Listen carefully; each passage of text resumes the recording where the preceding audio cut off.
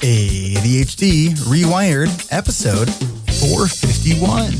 This is the podcast for those of us with really good intentions and a slightly wandering attention. I'm Eric Tivers. I'm a licensed clinical social worker by training and a coach by design. I'm your host, and I have ADHD. ADHD reWired is more than just a podcast. We are a community. We are wired for connection, and you are not alone. Go to ADHDrewired.com to learn how you can join us in our free and secret Facebook group. Get additional resources for every episode, including links to any resources we mention on today's show. You can support us on Patreon, sign up for our email newsletter. You can request podcast postcards to distribute to your clients and support groups. Learn all about our award-winning coaching and accountability groups. You can co-work with us in our Adult Study Hall virtual membership community. You can do all of these things by going to our website at ADHDrewired.com. We know that starting is the hardest part, so let's get started. Welcome back to another episode of ADHD reWired. Today's guest is Mike Lekies. Mike has been a business coach and sales trainer for 15 years and runs the business together with his non-ADHD, but not neurotypical wife. He has 25 years of experience in sales and got diagnosed with ADHD at age 43, which turned his life upside down. Today, Mike is here to talk about how to structure a business around your ADHD. Mike, welcome to the podcast. I'm happy to be here. Well, let's let everyone know. So you're in Germany right now? I'm German, as you probably can tell from my accent, but we live in Cyprus. Okay. So you and I first met when you were a member of one of our coaching groups many, many years ago. How long ago was it? It was in 2017, actually. All right. So you were probably like in the ARC single digits. Yeah, in season 9. Season 9. All right. Cool. So since then, you've been building this business. So let's kind of dive right into this. So were you in business before you started your own business? Yes, a couple of times. I mean, I founded my first business together with a colleague during college time. Okay. And I left the business afterwards, which was a big mistake because today it's one of the largest SAP partners in Germany. Whoops.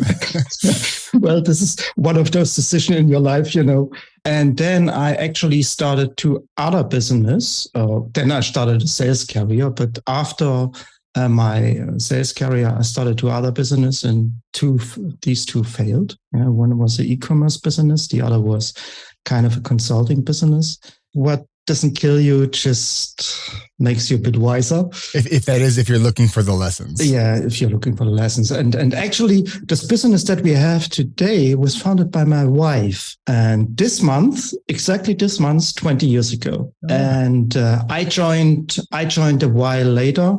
And together we established all the sales training and business coaching part. This is the journey. And so you were diagnosed at 43. And how old are you now? I'm 50. Okay. So 7 years ago, you were diagnosed. Mm-hmm. You've been in business, working with your wife for about 15 years. What brought you to that diagnosis? What was going on? Oh, this is kind of another, I can say, funny story. Well, when ADHD is part of your marriage, you have these kind of struggles in your life. And because of the struggles, my wife thought for a while that she might have ADHD. So she bought a book about ADHD and marriage by Melissa Orloff. Okay. And she read through it and she recognized, no, I'm not having ADHD.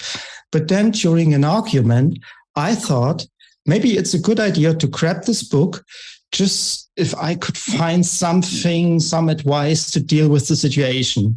And I read through the first couple of pages and I immediately realized that's me, what Melissa is talking about. That's exactly me. And this was the start. And a short while after I got my diagnosis, which approved my guess. And it was not easy that time because it destroyed my whole self-image. It's, I didn't really struggle in school. I was good in school. I was amongst the best in college. I didn't have any problems with learning or something like that. I was always good in that. And now realizing that I have ADHD, and at this time, I didn't really know what it meant, to be honest, was kind of a bummer. So in what ways was ADHD kind of showing up for you? A lot of times it was struggling with emotions, impulsive behavior, shouting out when I'm, and time blindness. When I thought I forgot a task for, let's say, a week, my wife looked at the notes, a week, 9 months. And my wife always says I was struggling with starting a project and finishing the last 5% of a project. Those are the two hardest parts of any project. Yes, exactly. And when I didn't notice at this time, but when I don't get the information out of my head immediately, I tend to forget the things. When you have a business and this kind of struggles, this kind of problems, it doesn't make life much easier, Yeah, and in the beginning, I didn't really know how to deal with it because the diagnosis, the process of the diagnosis in Germany is rather like in a developing country. How so? You don't get much help. You don't get much healthy advice, of good advice. I must say, I worked with 2 coaches rather soon, but they didn't really help. I mean, they got me advice like just do it and so on. And everyone with ADHD knows no. That's not how it works. It's a problem of ADHD, Do they suggest that you should maybe just consider writing a to-do list? And have you considered a calendar? Yeah, but what I didn't really get is that not only the ADHD was the problem, it was a problem with my identity as well, because I wasn't able to get at grips to accept ADHD.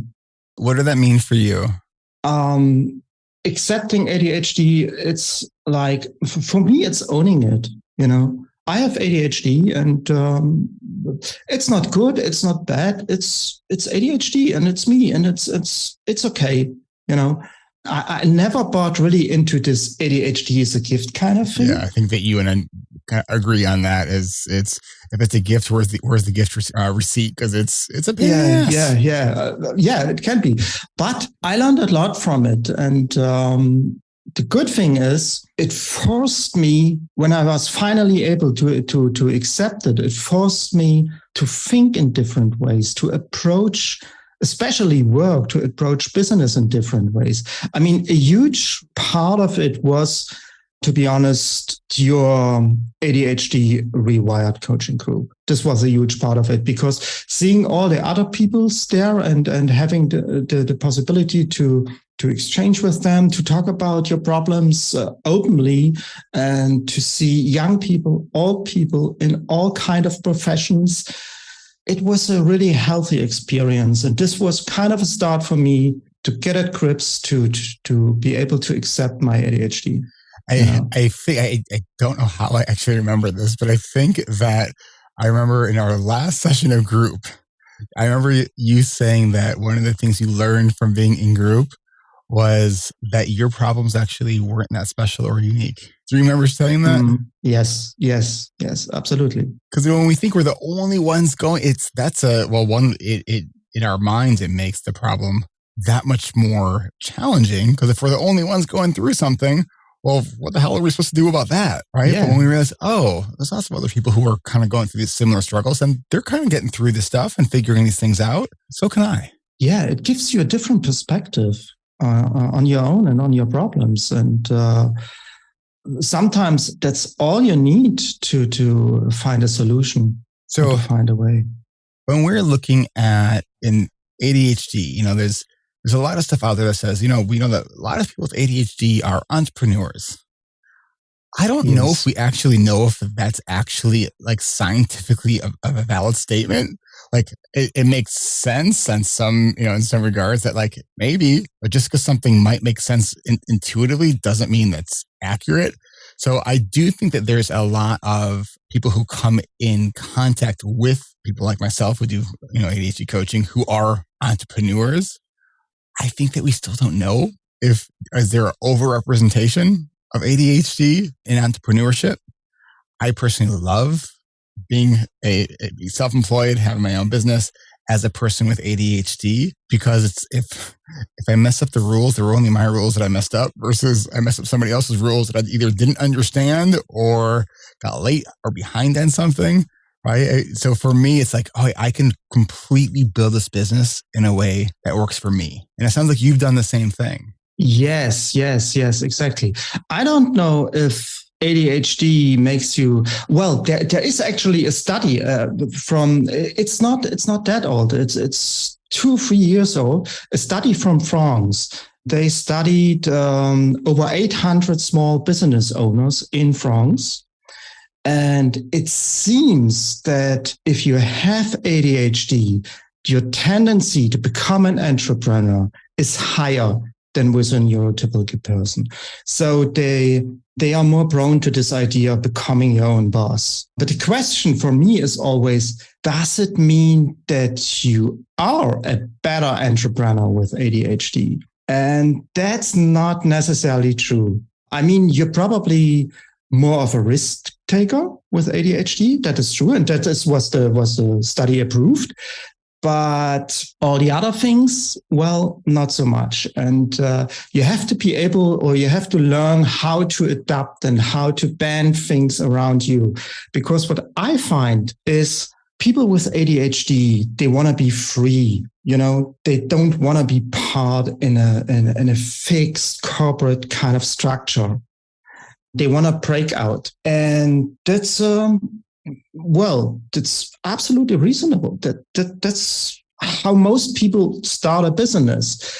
But they think when they found a business to do a job that they did before in a corporate environment, that this kind of thing sets them free. But this is a trap. Because that's not a case. Have you ever heard the adage that entrepreneurs are the only group of people who would work 80 hours a week just to avoid a 40-hour work week? Yeah, exactly. It's kind of that.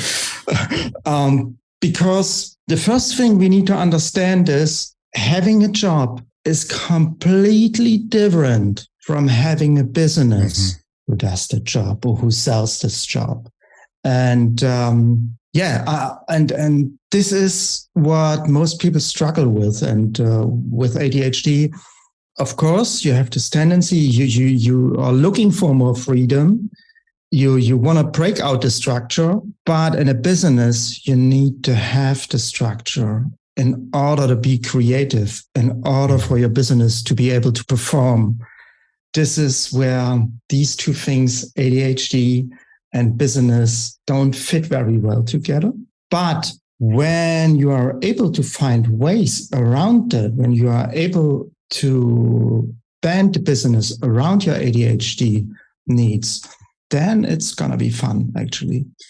What I want to do, Mike, is take a quick break. When we come back from break, I want to dive in. I want to hear some specific things on how you bend your business to your ADHD. Yes. So we will be right back. Support for ADHD Rewired comes from ARC, ADHD Rewired Coaching. Learn more about our award-winning online coaching and accountability groups at coachingrewired.com. This group is like a scaffolding for us to move from intention to action. And the scaffolding's above the muck and the stories and everything else. If you have a scaffolding in a building, you're renovating it. You could be renovating or renewing it. And that building is us. This is what it feels like to join this group. In a world of many kinds of boats, I have tried to be on a crew with specific skills that were never useful. I would try to help, but either slow down the boat, add loads of work for myself or someone else. And then I joined this group. We are in sync. We understand so much of the mechanics of this ADHD boat. Are you wondering what living wholeheartedly with your ADHD could look like? Or do you already have a vision of where you want to be, but keep finding yourself spinning your wheels? What would be the impact if you could build a foundation to support your wholehearted life beside other adults with ADHD who just get it? If you're done with overwhelm and are ready to charge forward with your wildly important goals, then this is the group you've been looking for. If you're thinking about joining this group, there's really nothing like being with a bunch of ADHDers, and that we're a really remarkably diverse group of people. I was surprised at how varied everyone was, except for the one thing, which is that we all have ADHD. This group of strangers, we got together and we came into this thing thinking we were our own special kind of broken. But we grew together, uplifted each other, and saw how we're not broken and we're not alone. It's giving you the push to relax into it, to be gentle with yourself, experiment, tweak, laugh, cry, and just like accept and be more open. If you're thinking about joining this group, I've never liked the idea for myself of any kind of group coaching or therapy or support groups. I've always figured my difficulties were so severe that I needed the full attention of an individual coach or therapist. However, group coaching through ARC has been more beneficial than I possibly could have imagined.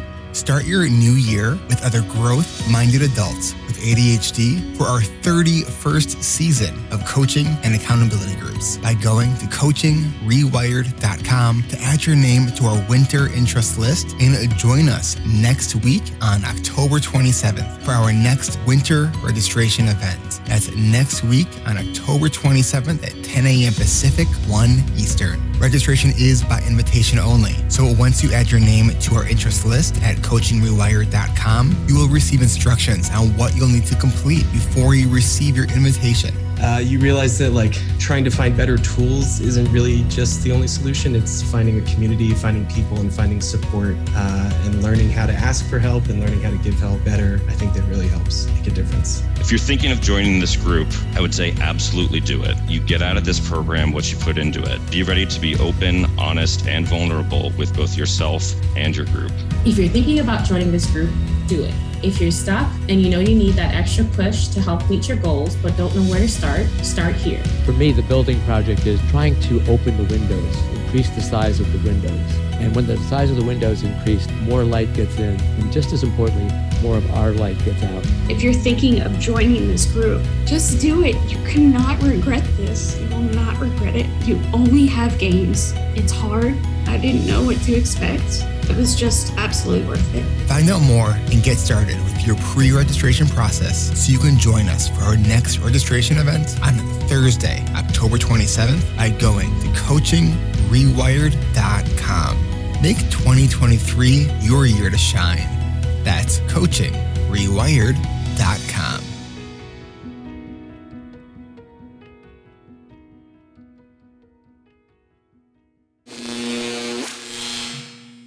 All right, we are back. So, Mike, right before the break, I asked you I want you to share with us how you bend your business to your ADHD. We've said here on the podcast, we say in our coaching groups that a big part of being successful with ADHD is you got to bend the world to you. So let's talk. We're now talking about this in the realm of our businesses. So how have you bent your business to your ADHD? Well, the good thing about the business is what you just said before the break. You can make your own rules. This is what my wife said from the very beginning. My business, my rules.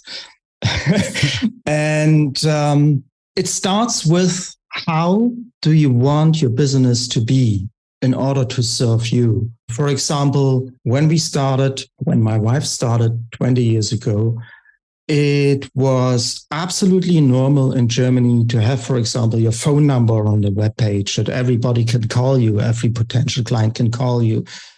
It was absolutely normal that you have an email on your webpage and all the stuff so that people can reach you all the time. And this was the first thing we got rid of. No longer a phone number on the webpage. No disturbing during work hours or something like that. And explain why. There are 3 reasons. One reason is all about ADHD. When you're in the middle of, let's say, writing an article and someone calls you, it can happen that you get not into this article again for the rest of the day. Or ever. Or ever. Yeah, absolutely. The second reason is we found out that there is no point being available all day long because potential client might have an urge to call you out of a mood, but that doesn't necessarily mean that he or she has some true interest in your products or your services. And being available all the time is sending the wrong signal out, because if you signal that you are available all the time, I mean, what are you really shouting out into the world? What you really say is, I got nothing better to do. I'm sitting at my desk all day long because I don't have any clients, because I'm not successful at all. Mm-hmm. You know, I mean, look at you. You have this tight process even for setting up an podcast interview. You know, Mm-hmm. You're not available for everybody, anybody just in the mood of calling you. These are kind of small decisions, and from there, it's kind of fractalizing. It gets bigger and bigger, and it comes down to how you make decisions, how you set up a sales process, how you do marketing, how you do administrative stuff, and all this thing. Also, like what you're willing and not willing to do, right? Yes, exactly, and. I mean, I was always good at learning. I love to learn new things. I can work through courses all day long, but that doesn't bring you anywhere. And this is how we do decision making today, is you need to be able to figure out with a little exercise within seconds, what part of your business you need to focus on right now. You know, a lot of people say, well, you need to track everything. You have to record all the numbers and all the stuff. But with ADHD, it's so easy to get lost in all these numbers. It's so easy to make a whole workday all about numbers without getting to a decision. This is just an example. We simplified the decision-making process by dividing a business in 5 parts. With a couple of criteria for every part, you're able to figure out what you need to focus on, whether it's lead generation or sales or retention part or delivery part, whatsoever. You know, well, if you start with it, okay, you might need 15, 20 minutes, okay. But with a little training, you do this in 2 minutes without any numbers. Say more, you know, because I'm asking this. You know, last several months I've been working with a business accelerator program through a company called 2X, and so right now they're having us build out a lot of these dashboards, which I have very happily delegated that to Lisa, my assistant, to actually set up the dashboard, because the way I sort of am is I value the data that sort of research can give you. I don't want to do the research though. Just show me the data, show me the trends. Let me look at something and be able to make decisions based on a dashboard that makes sense. There's a weak point to numbers, to data. Okay. Because to be able to get to a decision out of these kind of information, you still need to interpret these informations. Mm-hmm. You still need to think about what all these numbers mean. Mm-hmm. You know, well, to be exact, you only need 3 numbers. Okay. One number is revenue, because your revenue shows how your business did yesterday. This is what comes, the revenue that comes in. Then you need a sales number, like the sales revenue. How many have you sold last week, for example? Because the sales number shows you how your business does today. And the third number you need is a marketing number. Usually, how many leads did you generate last week? Because this number tells you how your business is going to do tomorrow. And with these 3 numbers, you are already better than 99% of all business owners out there. Because usually when you ask the business owners about numbers, how they did in sales or marketing, they give you this blank look, you know. These numbers we track on a weekly basis. If you do this on a weekly basis, you always have kind of a pulse of your business. Yeah. So now you see tendencies in these numbers. When you do this on a weekly basis, you see tendencies in these numbers. And to get these numbers, it's a matter of seconds. Everyone with ADHD can do this. Now, when it comes to deciding what you need to focus in your business, we divided, as I said, the business in 5 different parts, from lead generating to the retention, which means how often does the client come back for more. Let's take lead generation, for example. You just need to ask yourself, okay, how many leads do I generate? Is it critical? Will my business survive this critical number of leads, or will I go bankrupt? Is it okay, or is it more than I need? Because when you track these 3 numbers over a couple of months, then you know how many leads you need to produce this amount of sales to get this amount of revenue. You know that. Then it becomes quite easy. You know? Are you referring to like some of these numbers with like the marketing, for example, as because we know that like revenue is it's a lagging indicator, right? It's that's going to show the things we have done maybe over the last week, month, quarter, like the activities of that. That's the very last thing to basically happen, other than fulfillment, is the revenue piece coming in. So looking at when I talk about revenue, I mean the cash flow, to be precise, the money that comes into your bank account on a weekly basis. Mm-hmm. So you can look at your bank account and can check how much money came in last week. This is the number we track. You know? Right. We're looking at those KPIs, those key performance indicators. Like, what are the key actions that lead to higher revenue, the higher sales? Right. So what are you tracking in terms of those kind of KPIs, those key performance indicators? Well, these 3 numbers: how much money came in last week on a bank account? How many sales did we make? What do you tell me the difference between that for you? Because to me, I'm hearing a little bit that sounds kind of the same. So what's the difference between revenue and sales? Revenue and sales. The revenue is what comes in. These are the invoices that you send out the week before. The sales is how many handshakes did you have last week? How many contracts did you sign last week? It's funny because, you know, when we're doing registration for our coaching groups, it's funny because I had like 2 assistants ago, I had this issue where she was adding people who said like, yes, they're going to join to the sales page. I'm like, until we have their completed contract and their payments, that is not a sale. So it sounds like you're counting those people who say yes, but you haven't seen the actual payment yet. So you're counting that as a sale, but not revenue. It's a sale when I have a signature, to put it like that. You know, of course, when you do the sales online, when you have order processing online with a payment gateway and all the stuff, then the sales decision and the sales transaction that leads to revenue are pretty much the same event. But the thing is, a sales decision or a buying decision happens usually before the transaction. You don't have a transaction before the decision. Right. But part of that is making sure you have well-qualified leads there, right? Yes, exactly. Over the last 2 decades, we never had this kind of problem. Usually when the client says, yeah, let's do this, then we do this. So, Mike, is it in your business, is it just you and your wife, or do you have a team of other people?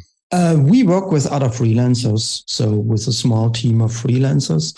For example, I'm about to do videos a lot right now, and we have a video editor, and we have some help for social media channels. Occasionally, we hire MBA. But the thing is, my wife was recruiting manager responsible for Europe, Middle East, and Africa before she founded a business. And I was district manager for a grocery store chain in Germany with 10 grocery stores. So we had our responsibilities to manage stuff and so on. And from this experience, we came to the conclusion very soon that we do not want many people around us. It's hard, man. I think managing a lot of people can be hard. But I also think if you're trying to manage everything yourself, I think that's even harder. Yeah. And I studied business informatics, which really plays a big role right now because it's so crazy. You cannot imagine how much you can automate in your business. Share some things that people might not, people who maybe are starting maybe service-based businesses or maybe online e-commerce businesses. What are some of the things that people might be surprised by that you can actually automate? Yeah, one thing what people are really cannot believe until they see it, you can start a sales conversation completely automated. Yeah. A personal sales conversation. What tool do you just use a question. The best thing is, a good example is because many of the listeners here probably have a website and all these things. And probably a lot of website owners offer this kind of freebie, this kind of lead magnet, where people can leave their email address and get a PDF or a checklist or whatever in return. A lot of people think about an email welcome series or something like that, but you can use this. I mean, there was someone on your website showing some interest, so much interest that he or she left the email address so that you can send something in return. Why not starting a conversation here? And it's so easy. All you need to do is sending out an automatic email, just asking a question. Hey, I saw you joining us yesterday. Welcome on board. And by the way, what kind of clients do you work with? It's a simple question. People respond to that. It's a simple question. Not 10 questions, just a simple question. One single question that urged them to respond. And then they answer with, I'm in health management, or I'm in logistics and I have this kind of clients, blah, blah, blah, blah, blah, blah. And from there, you can ask the next question. Well, this is not automated from that point, obviously. It's systemized. It's systemized, exactly. Because one business coach said to me, you need to understand one thing. Conversions happen in conversations. So all you need to do is initiate conversations with people, not with everybody. You have to have criteria to check whether if the potential client is qualified enough to talk to him or her in person or via a Zoom conference or something like that. And when you say qualified, what do you mean for you? Like, what does that mean? Well, the first qualifier is, does someone answer to this kind of question, to this kind of email? Is the person willing to engage in a conversation with me at all? This is the first qualifier. The second qualifier is this person friendly? Are you saying as a entrepreneur, you can choose who you work with, and if someone doesn't come off to you as friendly, you're just like, no thanks, and go on to the next person? Yeah, one of the big benefits. Yeah, absolutely. That's great. Yeah. Because when you're employed by someone else, you don't really get a choice that much of who you get to work with. Yeah. And the third big thing is, does this person need help and want help? Because I see a lot of people engaging with the wrong people out there, talking to the wrong people just because it feels good or whatsoever. And nice little checklist, nice handful of criteria can do a lot here. So what are some other things, going back to the question from earlier about ways that sort of online or service-based businesses can automate more of their processes? So you mentioned the sort of starting that sales conversation. What else? Let's say someone is engaged right now with you and wants finally talk with you. You also can completely automate this process. There is no need to fill out a form where you respond via email. You can lead them into kind of a questionnaire to ask them the most important questions that you need in order to prepare for the sales conversation. And you can automate the whole booking process, and you can prepare him for this kind of conversation. You can use the time between the booking of the appointment to the appointment. You can use the time in between to pre-sell, to send out stuff. So here I have some clients talking about us, or I have this article you might be interested in, or have a look at this, have a look at that, showing them around like you would do, for example, at a car dealer.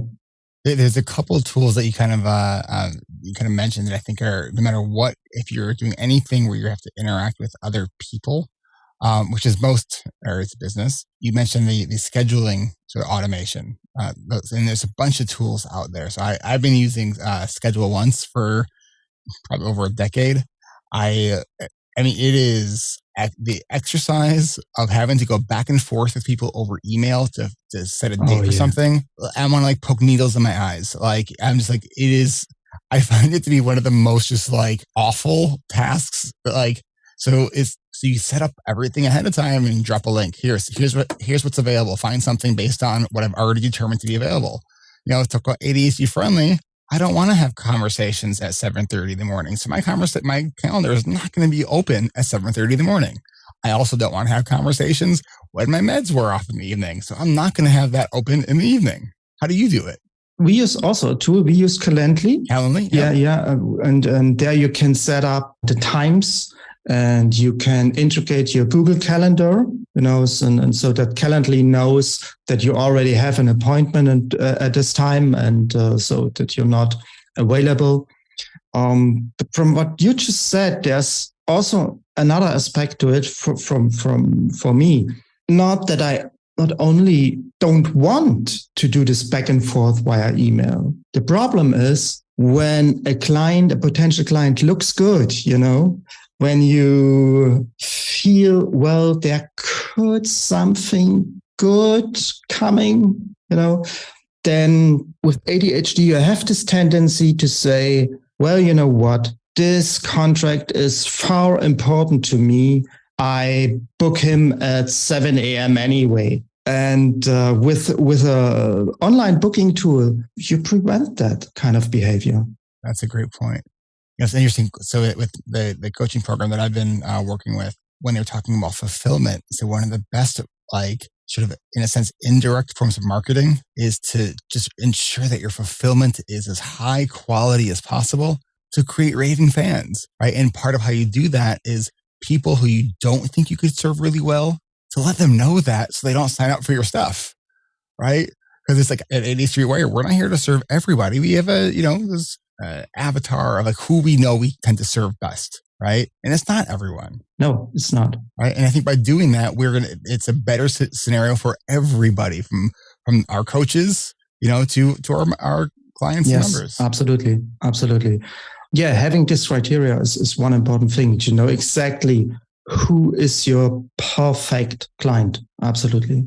All right, let's take one more quick break. And when we come back, let's keep talking about how we can bend the world to our ADHD-friendly business.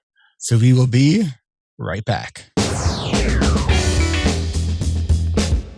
It's ADHD Awareness Month. So if you're looking for a full immersion experience into ADHD, come to Texas. The 2022 Annual International Conference on ADHD is coming up November 17th through the 19th. In Dallas, Texas. I'll be co-presenting with ADHD reWired coach Kat Hoyer, and we'll be talking all about accountability. There's nothing like being with hundreds of people with ADHD all under the same roof. I was able to get listeners of ADHD reWired a 15% discount off conference registration. Go to ADHDrewired.com/ADHDCon2022, but be sure to leave off the www and keep it all lowercase. Don't ask me why, it just appears that it only works if you do that. Or if you Google ADHD Conference 2022, when you're at checkout, use the promo code ADHDrewiredCon2022. And if you're driving and wondering how the heck you're going to remember that, check the show notes for that link. Did you know that every episode of this podcast has show notes right in the app you're listening to this on? Anyways, it's November 17th through the 19th. It's the International Conference on ADHD, and I hope to see y'all in Texas.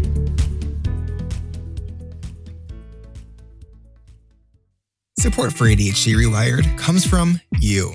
If you are listening to this right now and really finding value in this episode, don't forget to hit subscribe or follow. Next week, I'll be joined by David Greenwood on the podcast to talk all about overcoming burnout. So hit that subscribe, like, or follow button in your favorite podcast player so you don't miss next week's episode or all of our episodes that come out every single week. Then, if you want more ADHD relatable stories and helpful tips, check out the rest of the ADHD reWired podcast family, including Hacking Your ADHD with Will Kerb, ADHD Essentials with Brendan Mahan, and ADHD Diversified with MJ Siemens. Find this show and all of our shows on the ADHD Rewired Podcast Network by going to ADHDrewired.com/podcast network. And the ADHD Rewired podcast family is growing. We are in the works right now to launch 2 new podcasts by the end of this year. So keep tuning in to learn about those podcasts, and we will let you know when those launch. Then every second Tuesday of the month,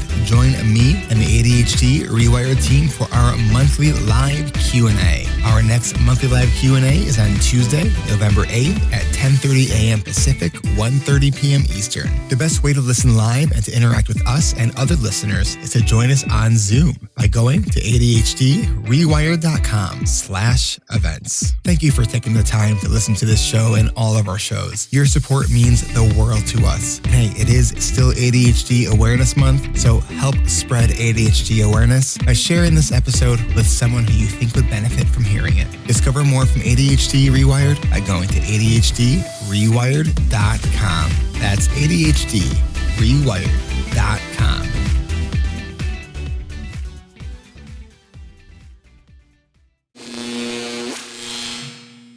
All right, we are back. We got about 5 minutes here left. So what are some of the other, whether it's automation tools or it's other tools that make having an ADHD business not just easier, but fun? I like the picture of a well-oiled machine. Okay. It's a picture for a business. And this is what I'm aiming for. So I'm looking for tools who integrate with each other very well. So for our tasks and project management, we use ClickUp because I'm a big fan of not having too much tools. With ClickUp, you can do a lot. For example, we have our whole documentation right in ClickUp and don't need an extra tool for it.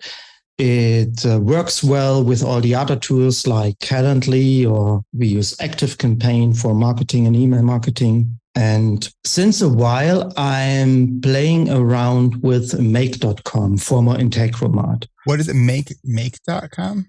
Make.com. It's better known as Integromat. They got this new name recently.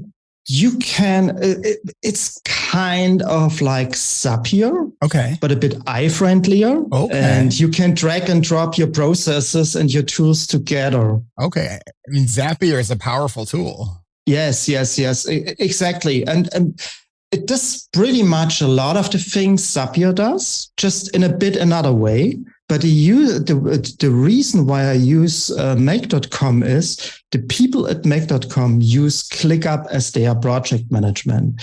So they have a lot of integration when it comes to ClickUp, naturally. Okay. You know, this is what we use to automate our business or to do a lot of our automations.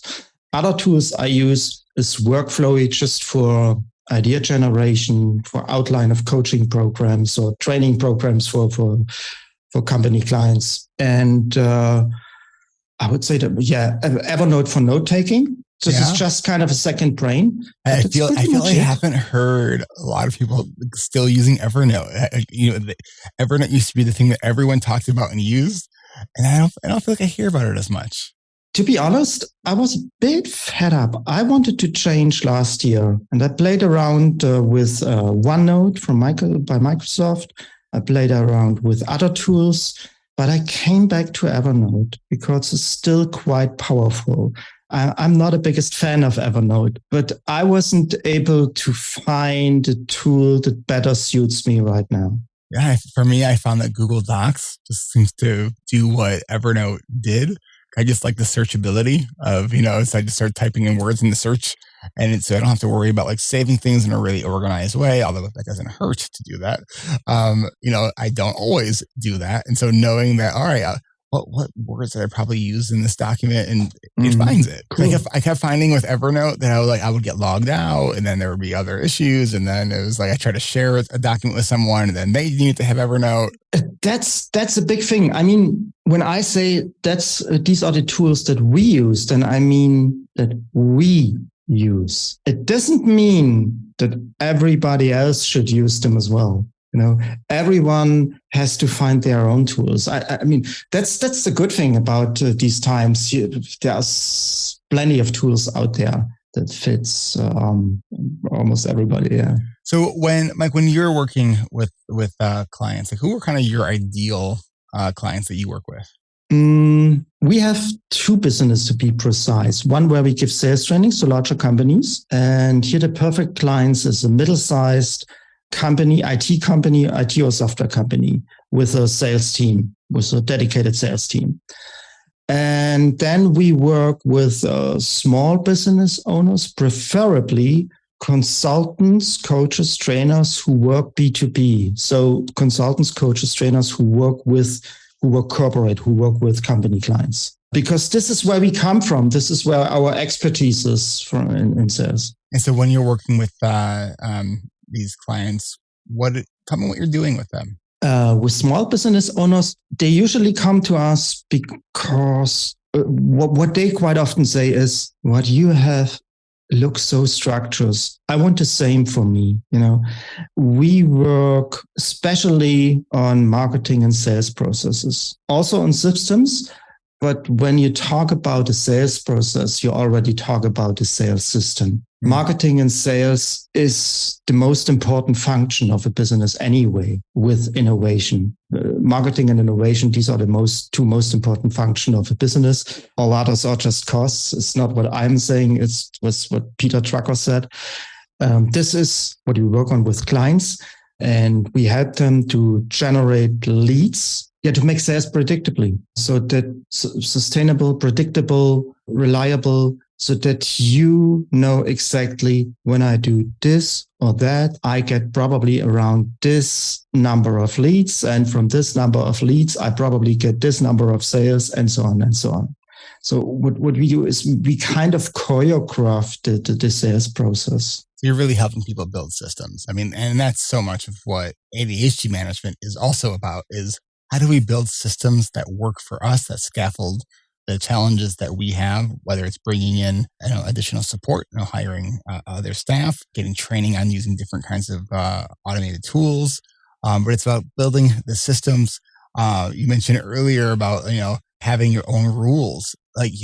Having rules is a huge help for a brain that sometimes can have a hard time with having to make decisions all the time. Yes, exactly. Your website, successfuladhdentrepreneur.com. Exactly. What else would you like to share with ADHD reWired listeners before we wrap this one up and say goodbye?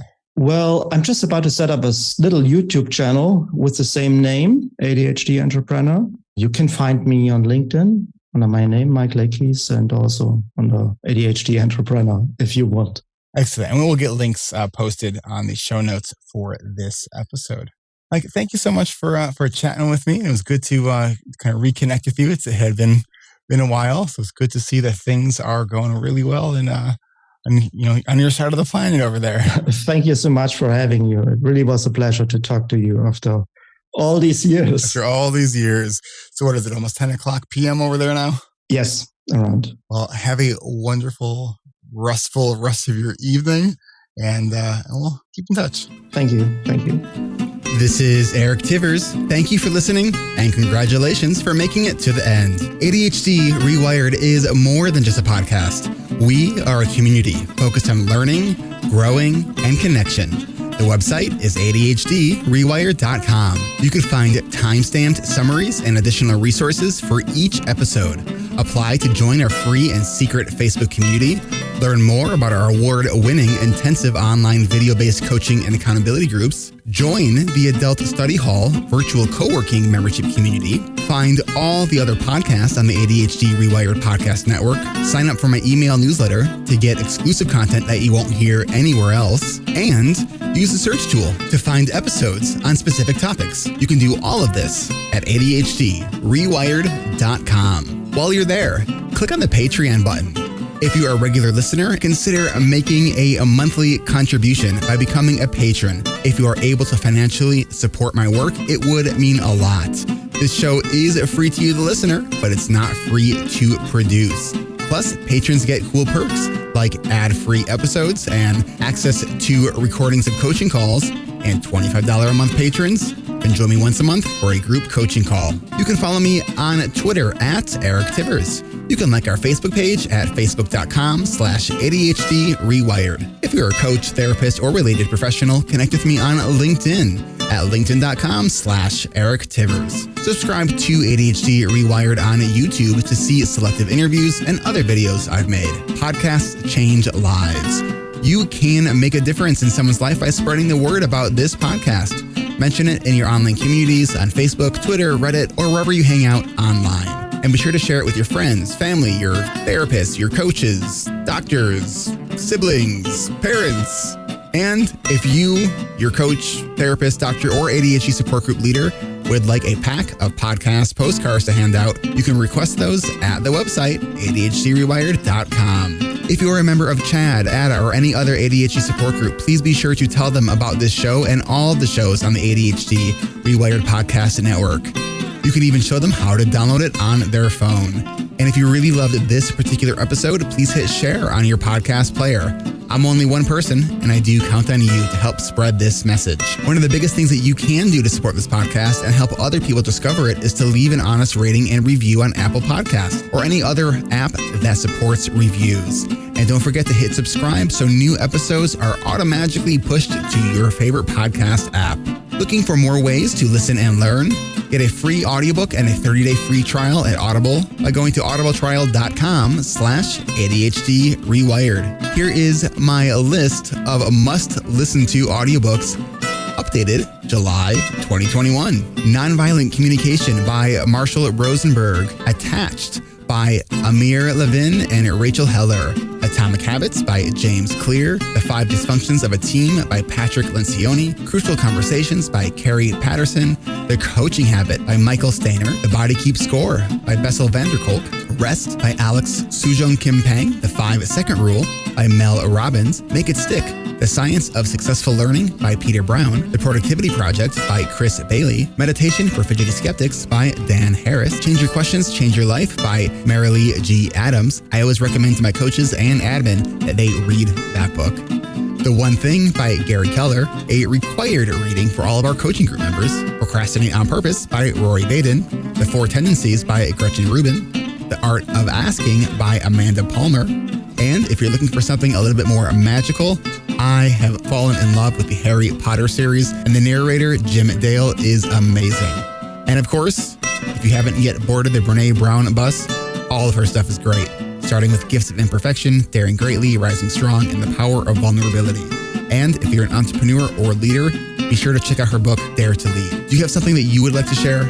Click on the podcast tab at ADHD Rewired.